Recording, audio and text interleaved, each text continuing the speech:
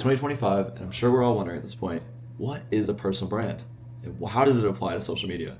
The personal brand can be broken down into three things: who you are, what you love doing, and why you're doing it in the first place. Once I actually wrote down my why and understood what I was actually doing on social media, I started to make content that actually aligned with that message.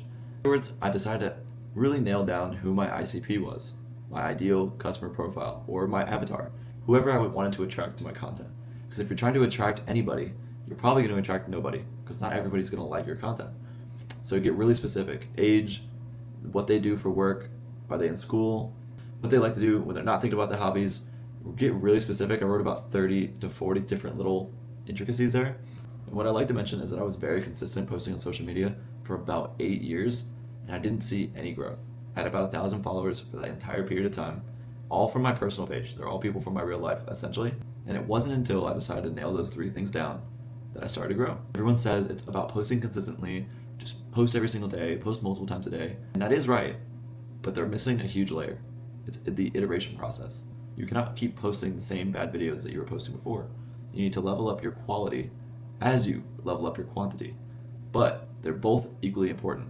But if you're only making really, really quality videos, odds are they're probably not going to be seen if you're only posting one a year. The personal brand is something that kind of makes your account three-dimensional. Instead of it just you being, hey, my name's Joey and I like to paint, so look at my art.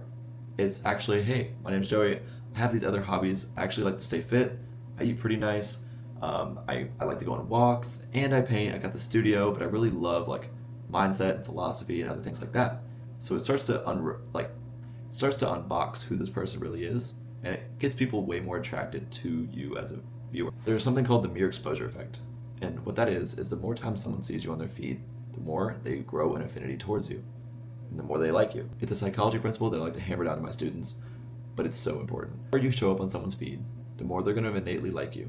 Just because they see you so often, they're going to feel like they know what's going on with you, even if they didn't choose to see you there. 2 years ago, when I was stuck trying to figure out how to grow, I started looking at other accounts and realizing that all the information is right there in front of you. Every algorithmic hack or any growth tactic you've seen online is right there in the caption, in the video, in the timing, and all the different hooks and frameworks of the video. You just have to be open to see it. And that's what I do to help. I try to show people frameworks, consistency, and build momentum with my students. What I did wrong in that 8 years was try to create in a vacuum. I didn't reach out for help. I didn't look for anyone who's doing it better than me. I just brute forced it until something started to happen. Once the content started to pop off, I knew that there were some unknown unknowns that I needed to cover. And that's the most scary part. And for me, it's actually pretty scary to know that there's things out there that I won't know unless I actually actively go to learn them. Social media is the same way. Social media is a pathway that is so clear, you just need to have the eyes to see it. I like to break down my personal brand into 3 pillars. 1 is obviously art business.